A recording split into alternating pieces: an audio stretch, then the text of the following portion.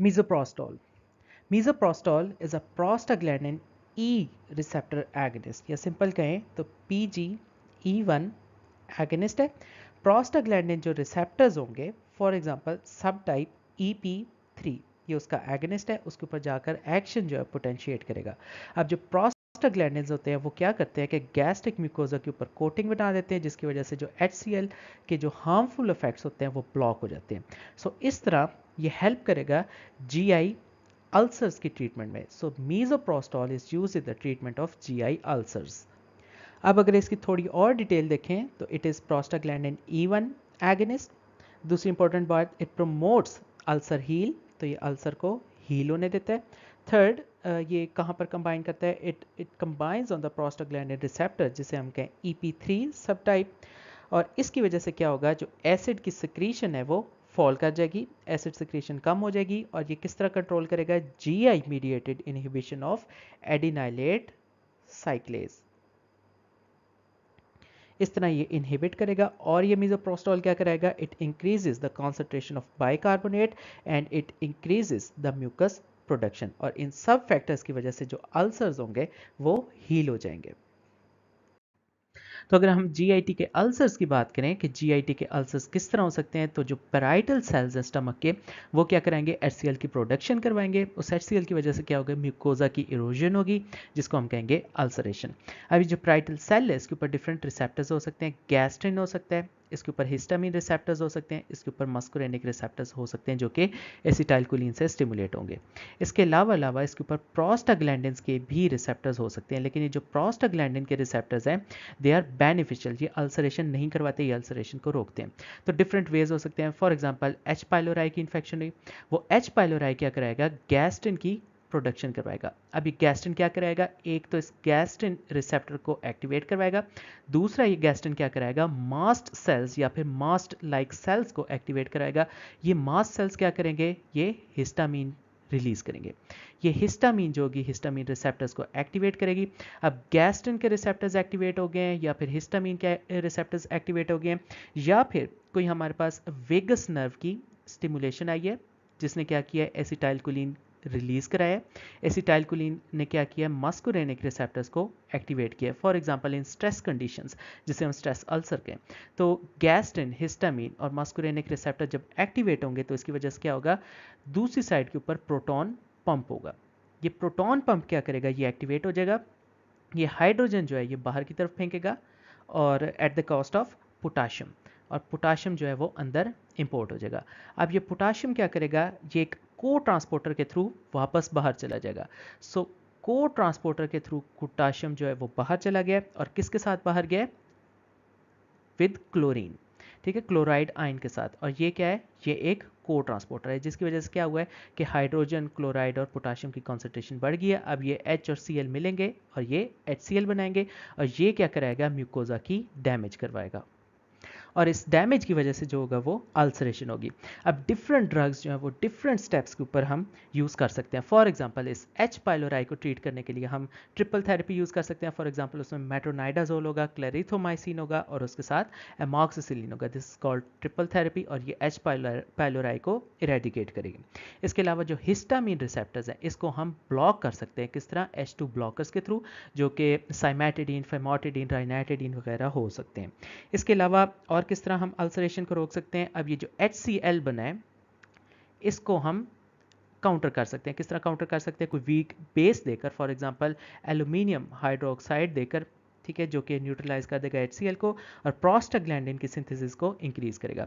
उसके अलावा जो म्यूकोजा डैमेज हो गई है इसको भी हम ट्रीट कर सकते हैं। किस तरह ट्रीट कर सकते हैं, बिस्मथ कंपाउंड्स देकर ट्रीट कर सकते हैं। ये बिस्मथ कंपाउंड्स क्या करेंगी, ये एंटीबैक्टीरियल हैं, म्यूकोजा की प्रोटेक्शन करेंगे, म्यूकस की प्रोडक्शन बढ़ाएंगे, बाइकार्बोनेट्स को इंक्रीज करेंगे, और इसके साथ साथ प्रोस्टाग्लैंडिन्स की सिंथेसिस भी इंक्रीज करेंगे।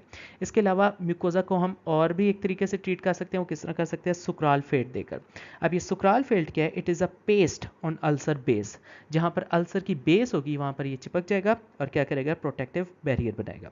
इसके अलावा क्या कर सकते हैं, जो प्रोटॉन पंप है इसको इनहिबिट कर सकते हैं, किस तरह, PPIs विच आर ओमेप्राजोल, ठीक है, इसोमेप्राजोल वगैरह। तो अगर ये ही इनहिबिट हो जाएगा तो HCl की प्रोडक्शन जो है वो फॉल कर जाएगी, और अल्सर जो है वो ट्रीट हो जाएगा। और फाइनली जो प्रोस्टाग्लैंडिन्स हैं जो इस सब को इनहिबिट कर रहे हैं, ठीक है। नॉर्मली प्रोस्टाग्लैंडिन्स जो है वो अल्सरेशन नहीं करवाते, प्रोटेक्टिव है, एक लेयर बना देते हैं।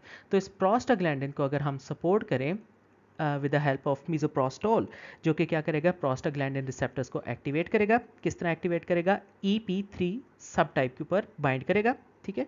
और क्या करेगा, प्रोस्टाग्लैंडिन की प्रोडक्शन जो है वो इंक्रीज़ कराएगा, बाइकार्बोनेट की प्रोडक्शन जो है इंक्रीज़ कराएगा, और म्यूकस की प्रोडक्शन इंक्रीज़ कराएगा। और इस तरह ये मीज़ोप्रोस्टोल जो है वो अल्सरेशन को प्रिवेंट कर सकता है। हाँ, अगर हम NSAID दे दें, non steroidal anti inflammatory drug, जिस तरह इब्रूप्रोफेन, एस्प्रिन वगैरह, तो ये क्या करेंगी, इस प्रोस्टाग्लैंडिन को जाकर ब्लॉक करेंगी। प्रोस्टाग्लैंडिन की सिंथेसिस को NSAIDs जो है वो ब्लॉक करती हैं, जिसकी वजह से क्या होगा, साइक्लोऑक्सीजनेस पाथवे जो है वो सारा बंद हो जाएगा, प्रोस्टाग्लैंडिन्स जो फॉल कर जाएंगे और उसकी वजह से अल्सरेशन हो जाएगी। So NSAIDs are going to cause ulceration, while prostaglandins analogs, for example misoprostol, they are going to treat the ulcers. Misoprostol के pharmacokinetics की बात करें, it is well absorbed orally, it is hydrolyzed to free acid, जिसे हम कहेंगे that is the active moiety. half life इसकी 30 to 40 minutes है। Clinical use में क्या आ सकता है, it is used in the treatment of gastric ulcers that are caused by the NSAID, where the NSAIDs cannot be visible. इसके अलावा ये हम यूज़ कर सकते हैं अबॉर्शन में, क्योंकि यूट्रस में जितने भी प्रोस्टाग्लैंडिन्स होते हैं वो यूट्राइन कंट्रैक्शन कराते हैं। सो अगर यूट्रस के अंदर कोई फीटस है तो उसकी अबॉर्शन हो जाएगी। मिसोप्रोस्टोल की टॉक्सिसिटी या साइड इफेक्ट्स क्या हो सकते हैं, diarrhoea, abdominal cramps, should be avoided in the pregnancy. क्यों, क्योंकि ये यूट्रस की क्या करेंगे, कंट्रैक्शन, और जिसकी वजह से अबॉर्शन के चांसेस हैं। Okay, finally we have drugs which we can use in GI ulcers. सबसे पहले इसमें एंटासिड्स आएंगे। एंटासिड्स में magnesium hydroxide, aluminium hydroxide, calcium carbonate and sodium carbonate आ सकते हैं। उसके अलावा H2 ब्लॉकर्स हैं, हिस्टामिन ब्लॉकर्स, जैसे कि साइमेटिडीन, राइनेटिडीन, फेमोटिडीन एंड नाइजैटिडीन। उसके अलावा कुछ PPIs है जिन्हें हम कहते हैं drug of choices, proton pump inhibitors, omeprazole, esomeprazole, dexlansoprazole, pantoprazole and trabeprazole. Then we finally have aluminium sucrose sulfate. अब ये aluminium sucrose sulfate क्या है, this is sucralfate or we can say mucosal protective agent. उसके बाद mesoprostol है। ये mesoprostol क्या है, this is PGE1 analog, या simply हम कहें this is EP3 सब टाइप, ठीक है। तो ये भी अल्सर्स की ट्रीटमेंट में हम यूज़ कर सकते हैं। उसके अलावा बिस्मथ सबसिलिसाइलेट, बिस्मथ यानी कोलॉइडल सोल्यूशन कह सकते हैं, म्यूकोजल प्रोटेक्टिव एजेंट कह सकते हैं।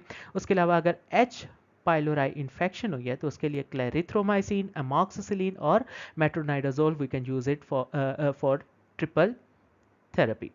उसके अलावा IBD है, अगर इन्फ्लेमेटरी बावल डिजीज़ जिसमें अल्सरेटिव कोलाइटिस और क्रोन डिजीज़ आ जाती हैं, इसमें भी अल्सर्स बनते हैं, और इसकी ट्रीटमेंट में आ सकता है मेसालामीन विच इज़ 5-अमाइनोसिलिसाइलिक एसिड। उसके अलावा अमाइनोसिलिसाइलिक एसिड के कुछ और डेरिवेटिव्स है जिसमें पेटासा, एसाकोल और लाइल्डा आ सकते हैं। उसके अलावा कुछ एजो कंपाउंड्स है जिसमें बेलसालाजीन, ओलसालाजीन और सल्फासालाजीन आ सकते हैं। इसके अलावा इन्फ्लेमेटरी बावल डिजीज IBD जो है उसमें एंटीबायोटिक्स का कवर देंगे, स्टीरॉइड्स देंगे जिसमें budesonide which is a type of glucocorticoid ये देंगे। उसके अलावा कुछ इम्यूनोसप्रेसिव एंटी मेटाबोलाइट्स है जिसमें एजाथायोप्रिन, 6-मेरोकैप्टोप्यूरिन और मिथोट्रेक्सेट आ सकते हैं, ये देंगे। देन IBD में इन्फ्लेमेटरी बावल डिजीज में और क्या दे सकते हैं, एंटी TNF ड्रग्स दे सकते हैं जो कि TNF के अगेंस्ट काम करेंगे। These are golimumab, adalimumab and infliximab. इसके अलावा IBD में दो और ड्रग्स दे सकते हैं, these are natalizumab and vedolizumab. अब ये जो नेटालिजुमाब और विडालिजुमाब है, these are integrin blockers. So integrin blockers हैं और and these are human monoclonal antibodies. उसके अलावा अगर ईसोफेजियल वेरिसेस हुई हैं तो उसमें ऑक्ट्रीटाइड और प्रोप्रानोलोल देंगे।